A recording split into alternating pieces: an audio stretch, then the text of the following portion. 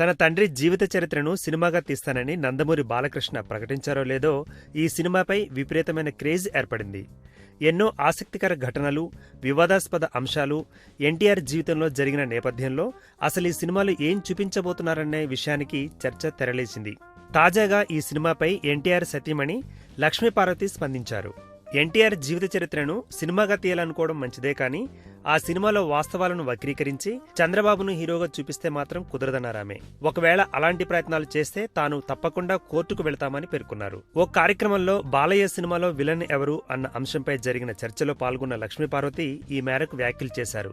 ఈ సందర్భంగా చంద్రబాబుపై తీవ్రస్థాయిలో విరుచుకుపడి ఈ సినిమాలో ఎన్టీఆర్కు జరిగిన అన్యాయం చూపించకపోతే చివరి రోజుల్లో ఎన్టీఆర్ మాట్లాడిన ఆడియో వీడియో టేపుల ఆధారంగా తాను న్యాయస్థానాన్ని ఆశ్రయిస్తానని చెప్పారు. దీంతో సినిమా ప్రకటన కాస్త రసకందాయంలో పడింది. ఈ వీడియో గనక మీకు నచ్చినట్టయితే లైక్ చేయండి, షేర్ చేయండి, సబ్స్క్రైబ్ చేసుకోండి.